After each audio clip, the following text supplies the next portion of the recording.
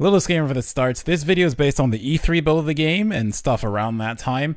August 8th Direct has happened, so some stuff is wrong. Like I said, stages, I think I said 90 in this video, when now we know it's 103. So, you know, keep that in mind when you listen to it. I think stuff still holds up because a lot of just mechanic stuff that we didn't really get in that Direct. But speaking of that, I definitely want to talk about that soon, so hope you stay tuned for that and enjoy the video. What's up everyone and welcome. Today we're doing a video talking about Super Smash Bros. Ultimate, and the first thing I really want to talk about is the mechanics and system changes in the game. As someone who's very much in the competitive mindset and goes in tournaments for Smash Bros. And other games, like, these changes are so cool to see the steps they've been taking to really, it seems like it's crazy that it feels like they're listening, right? It's been so long that we've been trying, or we've been hoping for so many things, and now it feels like Sakurai is legitimately listening and making changes to make the game maybe not more competitive, but like changes with the competitive aspect of the game in mind. So let's get into them.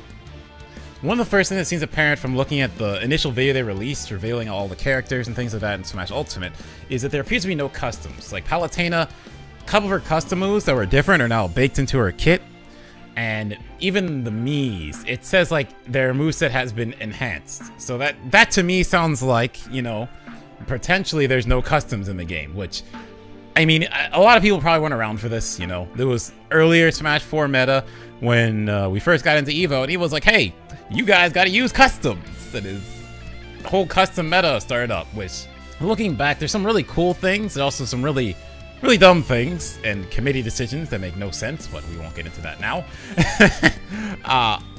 Look, I get jaded about stuff, you all should know this by now, but it's just like weird to look at it and see like these just could be gone. Like this whole meta of stuff that happened and all this stuff we try to figure out, it could just not be in this game. It's just kind of interesting to see the shifts, because customs, I mean, if customs were unlocked from the start, like Mii's kind of thing. Oh, and we don't need to get into the Mii custom debate either. But if they were locked like Mii's, maybe it'd have been like a more widespread thing where you would see them more often. But because they were like something you had to unlock and it was kind of random, not even kind of, it was random. When you got a custom, you got a random custom for a character. So it could not even be the character you wanted. So either you had to get an action replay and just load them all up on your DS and transfer them over, which is what most people did who had Evo sets, by the way.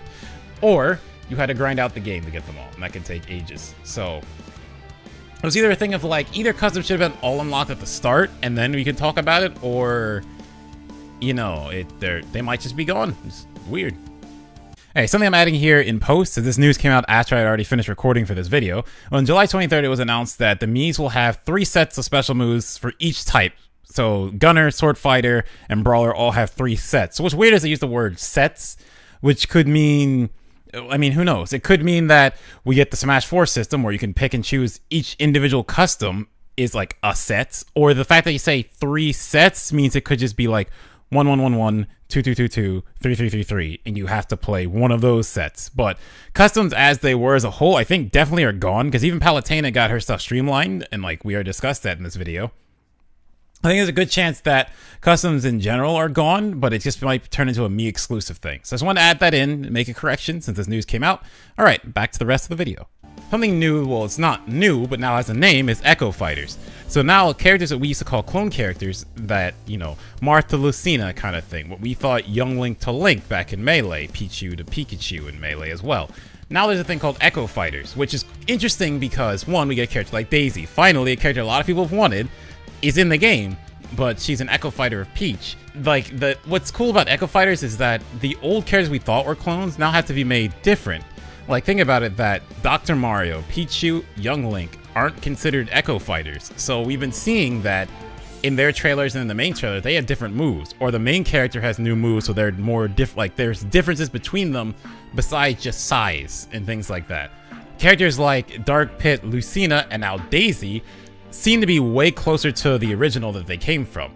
So Dark Pit and Pit had the same idle animation, but it's a new one in Smash Bros. Ultimate. Lucina seems to still have her Smash 4 one, while Marth has a new one that could be placeholder, but that's what we noticed so far. And Daisy has her own idle animation, because Daisy to Peach is very much a princess's princess, right? And Daisy's more of a tomboy, so her animation has her moving her arms more. She's like more into it, more active, which really fits Daisy. But what's interesting with Echo Fighters is like certain things can be different. Like we said, Lucina to Marth, Marth has a tipper still, Lucina doesn't. Although it's like, it seems like they should be the same. It changes combo structure, because hitting a tipper will change how a combo works, change kill percentage and things like that, while Lucina will have more consistency because the hit is the same across the entire blade. Dark Pit to Pit, they had things like F-tilt was stronger for Pits. Dark Pit's arrows didn't curve as much as Pit's, though they seem to curve more in this game from what we saw. And their side B being different. So I feel like Daisy, a thing that might be different with Daisy, I don't think she'll have turnips, because turnips came from Super Mario Bros. 2, and Daisy isn't in that game, right? Yes, she has Toad, but I guess you could extend this belief that she can have a Toad, even though she's from a different kingdom and not the Mushroom Kingdom. But her having turnips just seems like really out of left field. I mean, they could still do it. They could make it different, but if something would change, I think it'd be turnips would be different for Daisy. Couple things with items I want to talk about. Not gonna be on items too long because, you know, it's tournament mindset, so those are gonna be banned anyway, but unless, you know, something new comes out and I'm just geeking out, just want to talk about it. But assist trophies now all can be KO'd except like Andross and $10 because they're like off the screen. But the person who kills them gets points for it, which is important in like a free-for-all match. Just like, yeah, it's not that important, yeah, if you're competitive, but it's just cool to think about, like, that they're taking a step that this assist trophy, which a lot of assist trophies, let's be real, a lot of them are really good and you can win off of them. Now it's like a risk to use it, because if you can't stop them from beating it, you now fall behind. Also, there's like a fake Smash Ball now, which I think is a really cool change, because like the Smash Ball is such a polarizing thing, because when it's spawned, everyone goes for it because you want your final smash, right? So now there's a fake one that spawns. From what I can tell, it always spawns at the same time as the real one too.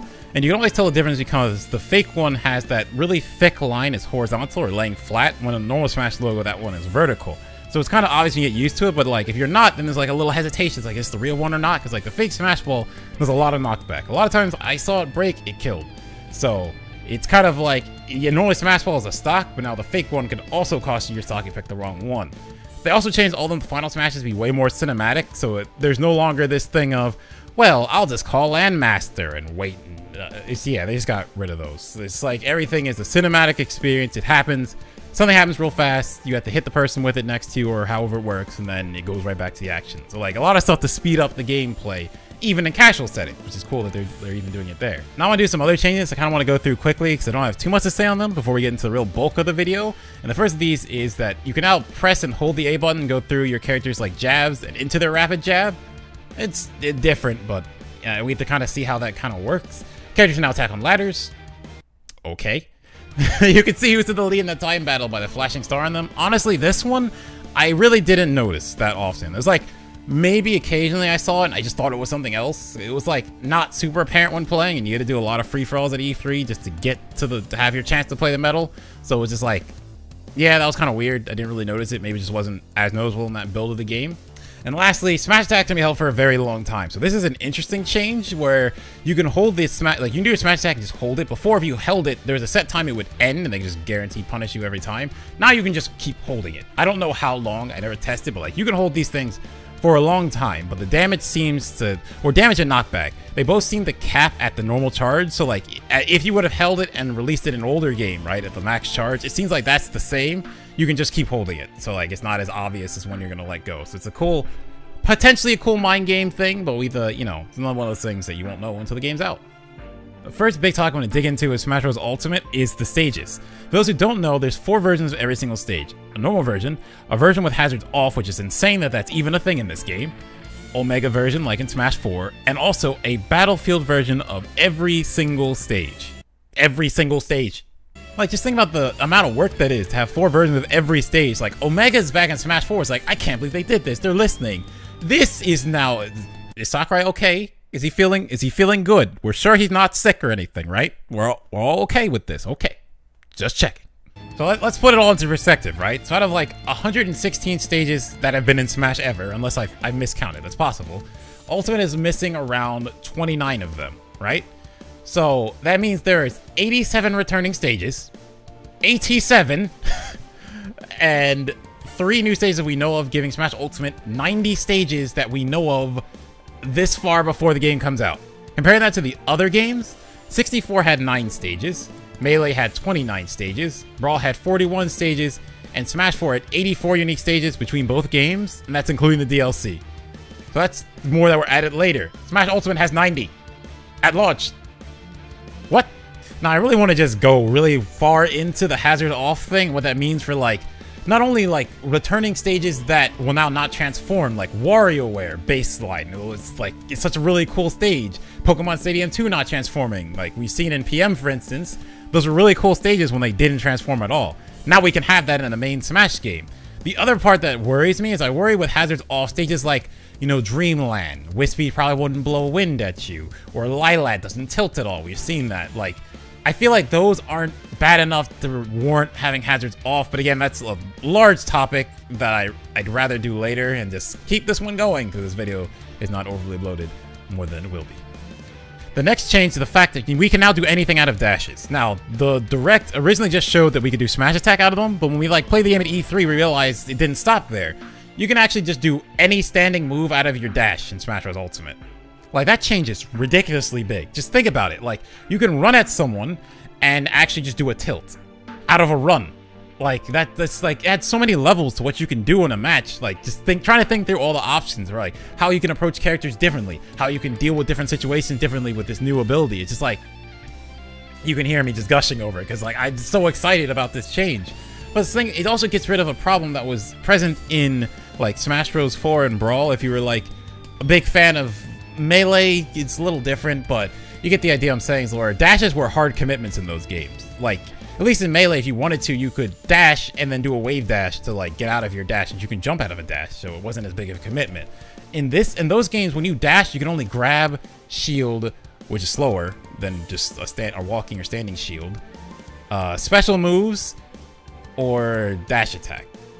It's like those are your options. But now you can do like whatever you want out of a dash. You don't have to commit to, like, your dash isn't as hard as a commitment, so now you can dash more often and not be as open to being punished just for using a dash. Like, that's such a cool, just core change that's gonna, I feel like that can shape so much of what this game can be when people get used to it. Like, at the Direct, you're gonna see people playing it like it's Smash 4, because everyone there played Smash 4 for years, is what they're used to. Well, I'm talking about the finals, because that's more of like, the actual 1v1 matches that are gonna be highlighted are those, because it's like 0 MK Leo. So it's two people who have top of the line Smash 4 players, both of them potentially #1 in their own time, you know?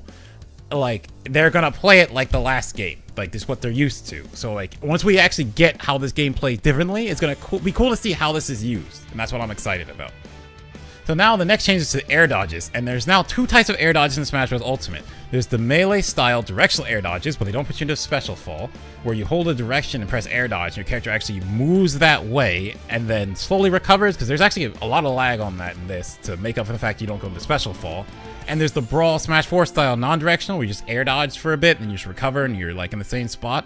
Now, this is kind of ridiculously, like, this is a big change. I can't understate that enough, that this is just like, that's huge, because like the big thing with like getting someone under you in Smash 4 and Brawl is that you have very little options to get away from them, right? Not a lot of air mobility for a lot of characters, so if you're under someone, they kind of can just keep pressuring you.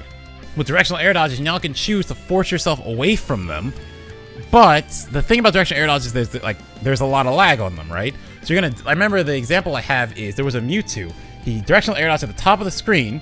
They go into this whole animation where they're recovering from directional air dodge to let you know that it's happening, and then he gets out of it and gets back into his normal falling animation near the ledge. So like, there is a lot of lag on these. Some other changes that weren't in the Direct also is that you can only air dodge once in the air.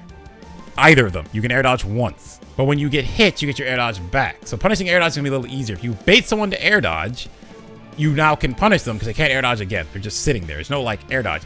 It's like, I love Smash 4, but one thing I always hated is Rosalina, Mewtwo, Palutena sometimes, like the characters who air dodge and just vanish, Ness, Lucas, like really good air dodge or mobility characters would just be in the air, air dodge, air dodge, air dodge, stop.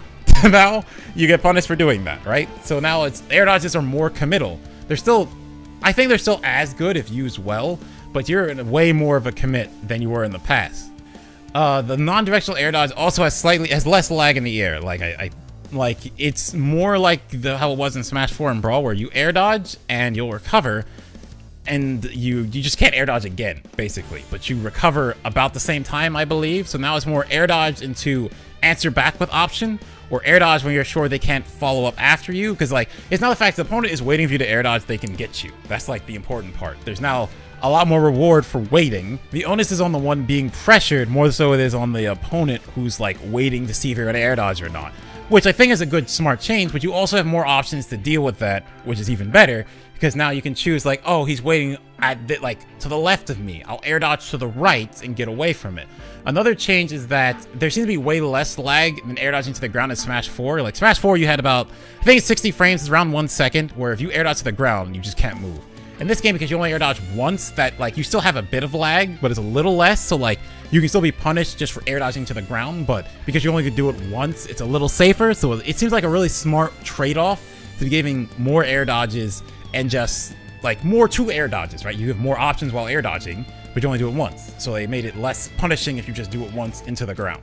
All in all, the changes to air dodges and dashes is something I really thought Sakurai wouldn't do. Like I said, like this is something that, especially the air dodges, you can SD. You can literally just die because you directional air dodge on accident. You could just die. Like your character goes so low before they can recover. A lot of characters probably just can't get back from that.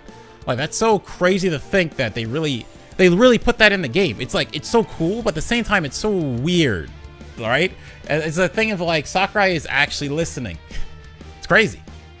Another change added on with air dodge is that consecutive air dodges and rolls make them more punishable. So the end lag of getting out of the air dodge / roll becomes worse as you keep doing it. Thank you, because here's another one. Like, it's like rolling in general in Smash 4 was just too good. Like rolling was, we can all say that rolling was too good in that game. But like I said, some air dodges were also just too good. So now if you're just a person that just wants to do it over and over and over again, you're going to be way more open to getting punished the more you keep doing it, rather than I just got to believe they're going to roll now, turn around, charge, smash attack. It's now like, okay, I'll let you roll. If you keep doing that, I'm going to get you later kind of thing.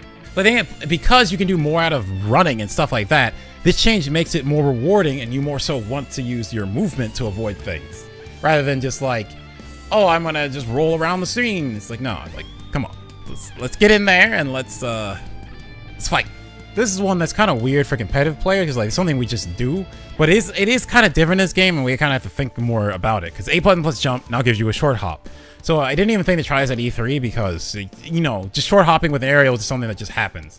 So it's weird because it's easier for newer players who aren't used to the thought of like just tapping the button. You can now just hold it and your attack button and get a guaranteed short hop out of it.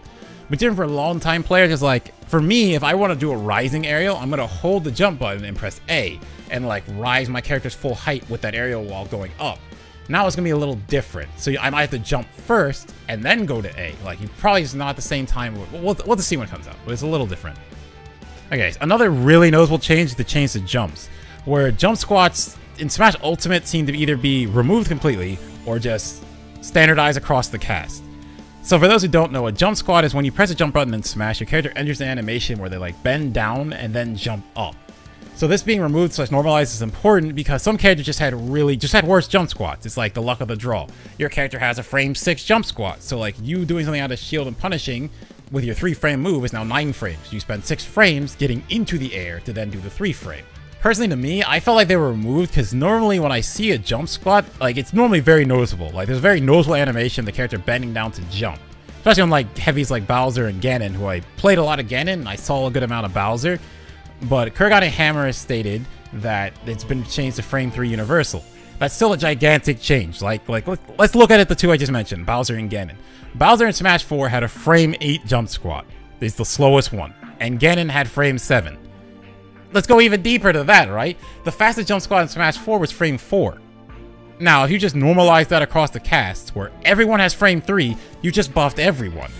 It's like more than that, because like you got rid of like the character lottery kind of part of it, where you could be advantageous because your character just had a faster jump than someone else, or rather they're disadvantageous because they had a slower one than you, so you can get aerials out faster. Now, every character can kind of get to that same point in the air at the same speed. Like, that's such a cool way to speed up the game and, like, help the characters who were, like, oh, the heaviers had slower jumps just because they hit harder. But now, like, I mean, they were still big, heavy characters, so they still got punished anyway because of that. But now they can get to the air just as fast. So, like, a lot of times, at least on For Glory at E3, you saw a lot of people using heavies because it was a good way to get to the later stage where you could pick a different character. I, myself, I used Ganon until I got to the main stage.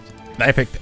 Two other changes around jumps and aerials is like now when you jump, you get to your max height a lot faster. Like in Smash 4, for instance, when you jump, your character has a set speed that kind of go up at a consistent speed to their max height, and then they can do, you know, they're there. This game, you kind of just rocket up to your max height, like much faster and then stop when you're at your max height, instead of like going up slowly. This is interesting because like, even like heavies, like Bowser and Ganon again, like they were just like, you press jump, they just rocket up into the air to whatever height they can get to, like very fast. It's another thing where characters who had faster acceleration getting up there could get to someone faster than someone who couldn't.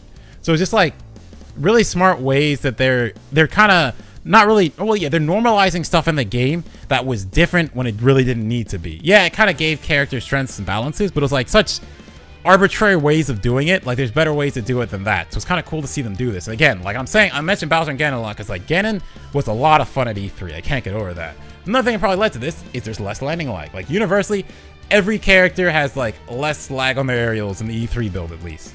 Like there's a video of Ganon doing Nair like a bunch of times in a row super fast. Like he can't do that in Smash 4. I think people were saying he couldn't even do that in Melee as fast as he was. Like it's really cool to see. Next is change the perfect shield. For those who don't know, is when you time a block with the shield button and reduce shield stun and lets you get out your shield faster and get a punish. In every other Smash game, this is done by timing the block around when the move is going to hit your shield. When Smash Ultimate, they changed it, so instead of raising the shield, you have to let the shield go as the attack finishes. Now this is such a cool change. Like I love stuff in games that rewards your knowledge of just characters in general. So now you're being rewarded for knowing, okay, this move, I can let go here, bam, perfect shield, and now I get to punish them.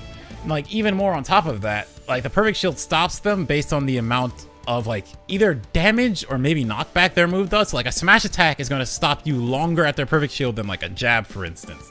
So if they can time a perfect shield versus your smash attack, you're way more open than if you like just jab them, for instance. So it's not like you're just going to jab someone, get stunned, and eat a giant punish. I mean, you can still get punished, but it's going to be different. And it's just crazy, like, how I don't know how someone could listen to, like, how he originally explained why they made this change in the Direct and just not be excited about this.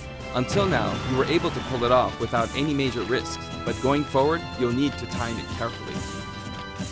And we get to another change I just never thought would happen, is there's now higher damage in 1v1 matches. Like, they're actually, like, I'm just so excited. They're actually seriously considering just 1v1 and just like, hey, let's just speed up, like, give people more damage, that way matches go by faster. Let's speed up the pace. Like, where are we? Is this still planet Earth? Has hell just frozen over? So something else that was changed is that in the current build, or at least the E3 build, when you got hit with and suffered knockback, it like rockets you out to where you're going and then you slow down. So it's like really weird that it was accelerated. I think people call it balloon knockback. It sounds kind of dumb, but it's like you just accelerate out and you slow down, which was like, it's really off-putting at first, but like after a while you kind of get used to it. I think a comment in one of Shofu's videos made a good point where it's like, he'd rather get hit, launch out fast, slow down, and then get back to the action. Because like it's another way to speed up the game. Think about it that way, it makes way more sense, and it's much like, I think I appreciate it more. Think about it in that light rather than, oh, they just don't want combos. Like, no, it's like getting hit and slowly launched across the screen, then you have to slowly return. It's like, hit me, launch me at where I'm going, and then I can try and get back from there. It's like, like you think in how amount of interactions in a match, the amount of time someone gets launched, like if that's sped up, it's just gonna be faster overall. Like think about even the Invitational. It was 3 stock matches. I believe it was 8 minutes, and like the matches were ending before Smash 4 matches would have with 3 stocks. But like there was plenty of time. Yeah, they don't know the game fully yet. They don't know how to optimize different things. But like this was like Sonic vs Mario. We didn't get a timeout. Like they were just matches going. People flew and came back. Like the pace was really up, which is cool to see.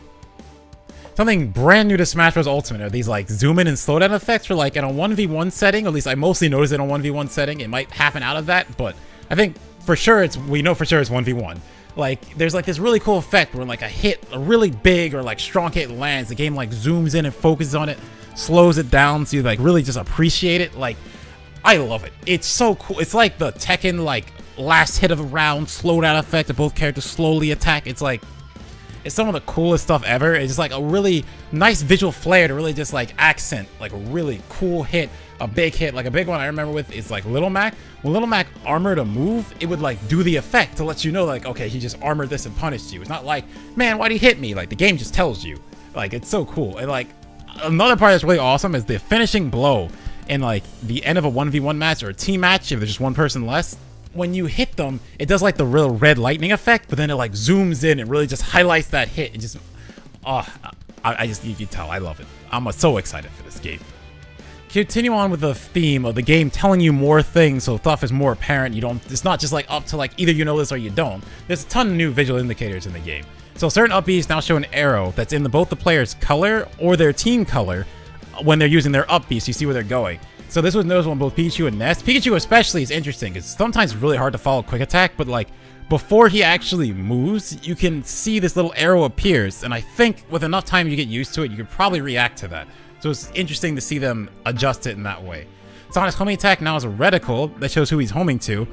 Cool change just to see where he's going, and also a really cool reference to the more modern Sonic games where like that reticle kind of appears when you can do a homing attack on an enemy. Grab techs have like this green effect to them, where in Smash 4 if you tech to grab, where it's kind of in Smash 4, the way you would kind of tech in like quotes is if someone tried to grab you and did an attack, you would trade with the attack. You would get like this like get off me animation as you push back, but the attack would still go through and like hit them, and like some characters you could combo into this after it.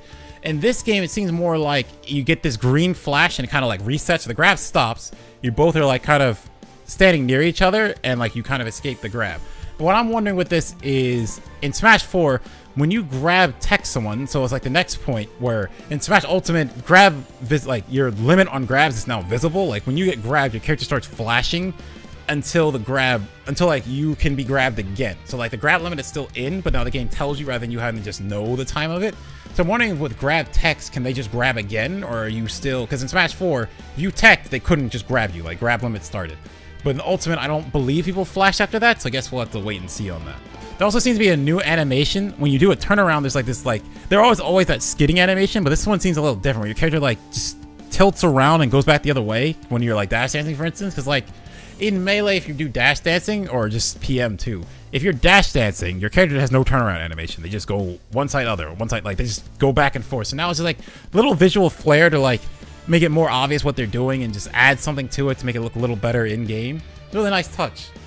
Also something new, just a flair so you know what's going on. When you're hit by like light moves or multi-hit moves, your character like flashes as they're getting hit, to let you know that you're still being hit.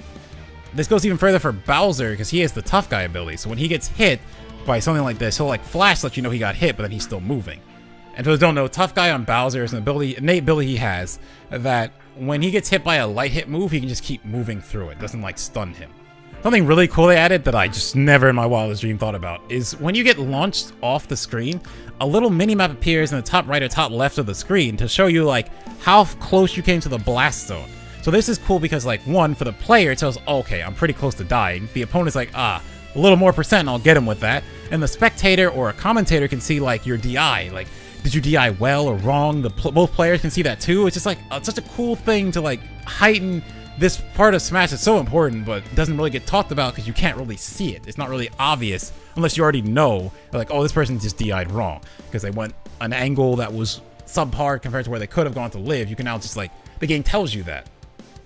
The last thing, way more in a spectating way, is like there's these giant stock indicators that pop up in a 1v1 match with stocks. That'd be like you take the stock away and it pops up, let you know, like, okay, you have this many stocks, they have this many stocks. Shows like the character icons and everything. So it's such a cool change that's 100% a spectating change. Like that's crazy to me that they're putting spectating changes into Smash Brothers. I can't get over it. Like I'm gonna keep saying it in this game. There's so many changes. I could not imagine them doing it. So awesome. Alright, the next one is that getting hit from behind didn't turn you around the E3 build. So this is both a nerf to some characters and a buff to others, right? Because like this is just a core thing in Smash. You got hit, you'd always face the direction you got hit. Not in this game, at least not right now. You got hit, you'd face the way you're facing. So this is a nerf to like the free frame Nair characters, because they can't just get hit, press A and Nair and just hit you away. But it could be a buff to characters that have like a better back air, because now when you hit them from behind, they're still able to back air you. They're not forced to now, I have to use my forward air or something else to hit you. So it's like a really interesting give and take there. The next thing is that denying ledge grabs with a 50 frame and getting a 50 frame punish because they couldn't grab it for those 50 frames is apparently gone. So this was confirmed by Esam in one of the videos that Shofu recorded. So another post edit because I went looking for that video and I couldn't find it. He showed it to me at his house, but I guess he didn't upload it. But Esam basically says that the 50 frame thing in Smash 4 is gone. And Shofu goes, oh, McDareth's gonna be sad about that. And I was gonna do something with that, but that's what happened. Again, sorry I couldn't find it, but on with the video. Yes, I am actually a little sad about this, because like in Smash 4, if you use the move like a projectile or something like that, you could force the opponent that they couldn't grab. And certain characters like Fox, for instance, if they buffered an option to get back to the ledge quickly, you could punish this. Like, there's a big thing I did with Falco. I would use lasers against characters to force them to either just miss the ledge, now you have to do something else, or versus Fox especially, or another Falco, since they would side B, you could laser them. If they force another side B, you got a free down smash punish. So that being gone is like, it's a little sad to me, but you know, it is what it is. New game, gotta adjust to new things, and possibly he'll have other stuff to make up for that. So we'll just see how it works out.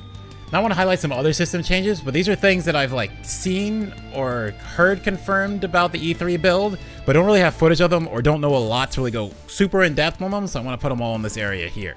The first of these is that ledge trumps are still in the game, but it seems like you can't get the guaranteed back air anymore. So now this is really odd, because like ledge trumping already gave up stage positioning. You had to give up your stage control to get on the ledge, and if they read your ledge trump and got onto the ledge, like get off, you just lost stage control. But now it seems like you don't even get the back air on top of that, so it's really weird. Footstools are now techable, and on top of that, jab locks / resets no longer force you to just stand up. It seems like they force a get up option. It's on top of this, because I saw this in one of Shofu's videos with ESAM, it seems like if you don't know, you will just stand up, but if you put a button in, you'll actually be able to roll instead, like roll a direction. I don't know if you can get up attack, maybe not. Get up attack might be a little too much, but like rolling a direction so your opponent now has to tech chase instead. Here's the thing with both of these. It kind of seems like, oh, they're taking away some flair, but it's like jab locks and footstools turned it into like a one-player game. By that I mean, like, when your opponent hits a footstool or they hit a jab lock, you don't have an option. Unless, if they don't mess up, you're just getting hit. I guess for jab locks, your option to get away from it was to tech. If you missed the tech, you got punished, which you still can in this, just a little differently. For footstools, though, no. If you got footstool, you couldn't do anything. Like, you just got footstool. Like, there was no really... There's no way for you to, like, act back on a footstool. So, like, it's interesting enough that they changed it in this way, because it's trying to... I guess it's giving more options to the person in disadvantage, but the person in advantage is still advantageous. They just have to read more than just, I did this, here's my full guaranteed punish. The last thing I really want to hit on, though, I don't know if people just didn't notice this or just didn't want to, but like the level pause of this game is absolutely insane. Think about the fact that we said there's 90 stages that we know of. There's good chance we're going to get more than that, returning or new. But every single one of the returning stages has been redone to fit the engine. Like, just look at like Dreamland and Smash 4. It's the 64, at least the Melee version of Dreamland. Look at Dreamland and the pictures we've seen in Dreamland in this game. It looks beautiful. Next thing is we have just new voiceovers for characters. So Link, Zelda, Ganon, Sheik, Fox, Ike, and Marth all have new voiceovers. Honestly, I can't believe Marth was in English finally, but probably can thank Fire Emblem Heroes for that. I only imagine we'll see Roy in English as well. Also, Falco and Wolf will also have new voiceovers, but please don't bring back Brook and Falco. Leave that man in Brawl. So Pit also had the same voice, but there was a new voice line we could hear when he got Star KO'd. My part is like if I just stare at Demetrius, what is he trying to? Oh my good. Well, oh, that was it. You may not have heard it. As someone who's finally finished Kid Icarus Uprising, I really love this reference. It's such a really cool, fun thing for the character. It's probably gonna be confusing to people who haven't played it, but like, it's nice to see those flares for people who have. I love those in Smash. Or any game, really. Then, like, there's new animations on every character. This is something else, like, I don't know if people just chose not to notice this, but, like, it's so apparent when I look at this game. It's like and I do mean every character, has new animations on moves. Whether it's not even stuff like just like a flash or a trail being different, like Smash 4 added. Like, no, like, the move has like, it's just animated differently. They move differently. Even, like, idle animations are just new.